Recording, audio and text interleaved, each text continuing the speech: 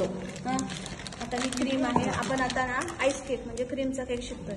बऱ्याच कंपन्या, गोल्डे, ट्रोपोलाइट आहे, तर अशा बऱ्याच क्रीम आहे. आपल्याला जी कुठली जी मिळेल ती घ्यायची. साधारणपणे 120, 140, 150 अशा वेगवेगळ्या प्रकारच्या ह्या क्रीम आहेत. तुम्हाला जी मिळेल ती तुम्ही घेऊ शकता. हे बघा, ही क्रीम आहे ना, ही क्रीम आपण घेऊया. आज आपल्याला करायचा आहे पायनॅपल केक. काल आपण कुठला इसेन्स घातला होता? पायनॅपल. मला काय ते पायनॅपल वरती शोला लावायला मिळालं नाही. तो शो जाऊ दे, तुम्हाला पहिलं शिकणं महत्वाचं आहे. काय नाही, पायनॅपलच्या फोडी आणायच्या, कापायच्या आणि त्याच्यावरती युट्यूब वरती बघून आपण ते शो सगळा करायचा. आता ह्याच्यामध्ये काही ही ना ओपन केली ना, इथं ओपन लिहिलंय. ही ओपन केल्यानंतर आपण ही एवढी घेतली, आपल्याला ही ठेवायची. तर ह्याला एक अशी प्लास्टिकची पिशवी थोडी मोठी घ्यायची, माझ्याकडे छोटी आहे. प्लास्टिकची पिशवी घ्यायची, इथं असं पॅक करून आहे ना, ह्याला रबर बँड बांधायचं किंवा दोऱ्याने बांधा.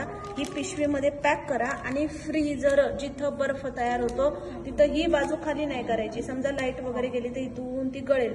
तर असं समजा हा बर्फाचा ट्रे तर ती अशी ठेवायची. म्हणजे फ्रीज डिफ्रॉस्ट झाला, लाईट, तर हे असं व्यवस्थित राहील.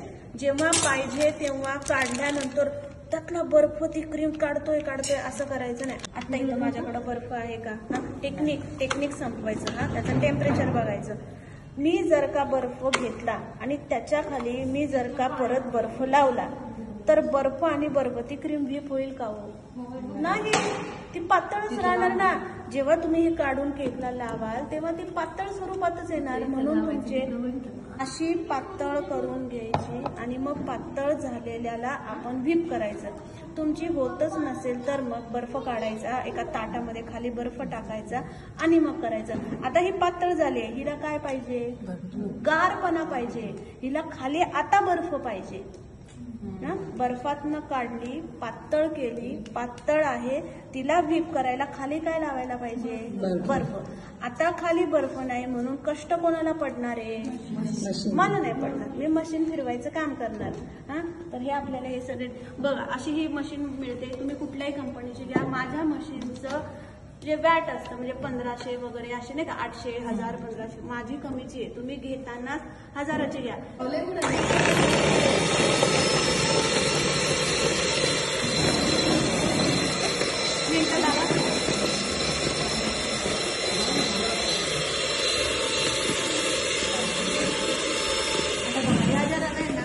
खालपर्यंत घुसडं व्हायचं नाही. आपलं मिश्रण कुठे आहे? भांड्याच्या वरती आहे की नाही. मग त्याला व्हीप करायचं आपल्याला. भांडं नेहमी घ्यायचं. मला काय कामच सांगायचं आजकाल तुझं खरं नाही.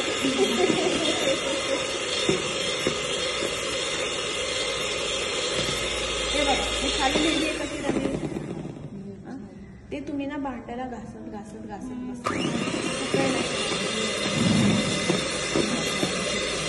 पेटून घ्यायची. ह्या पातळ क्रीम मध्ये इसेन्स रंग घालायचा नाही.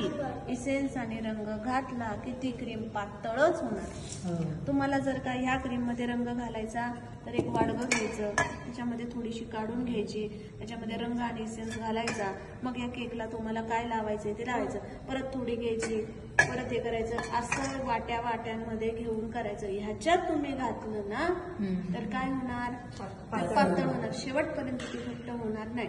मी घातलं का ह्याच्यात इसेन्स? मी लास्टला घालणार. वरच्या साईडला मी व्हीप करून घेणार. मी वरच्या लेअरला टाकते, हलवून घेते, तो लावते. मला माहितीये खाली नाही गेलेला. मी खालच्या लेअरला परत 2-4 थेंब टाकते. भांडी एकदा केक केल्यानंतर घरात खूप भांडी पडतात. असा ओटा छान भरलेला असतो. तर आपल्याला तसं करायचं का? नाही. आणि हे बंद करायचं. पडतं नाही पडतं नाही ना. म्हणजे आपली क्रीम झाली की जेव्हा पातळ असतं तेव्हा ते पडतं, जेव्हा घट्ट होतं तेव्हा ते पडत नाही की नाही. ऐका बघा, आता आपल्याला लेअर करताना काय काय लागणार आहे? ही आहे आपला कालचा पायनॅपल इमल्शन, ही आहे आपली क्रीम आणि हा आहे आपल्याला तयार झालेला केक आणि हे आहे आपलं पायनॅपल क्रश. पायनॅपल क्रश आहे.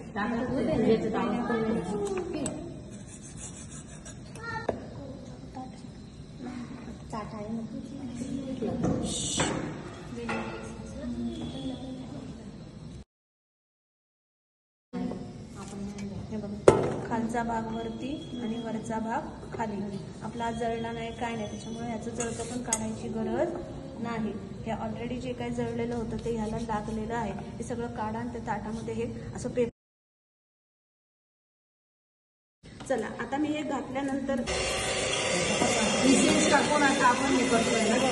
मी खालपर्यंत जात नाहीये. हा, ही माझी टेक्निक आहे, ही माझी मी डेव्हलप केलेली आहे. मला तुमचे जर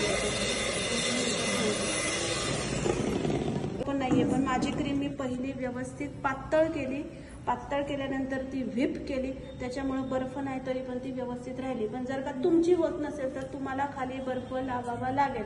असं असं असं नाही फिरवायचं, व्हिप व्हिप. त्याला व्यवस्थित फिरवायचं.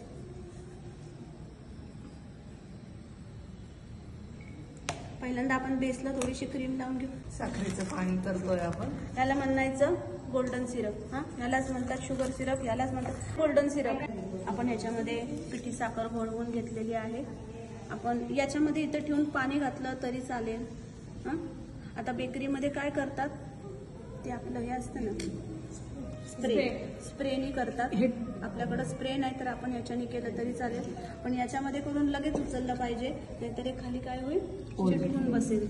टाकणं गरजेचं आहे का? हा, त्याच्याशिवाय कसं काय होईल, केक मऊ होणार नाही. याच्यामध्ये आणि याच्यात साखर एवढी नाहीये ना, आपल्याला वरतून थोडीशी.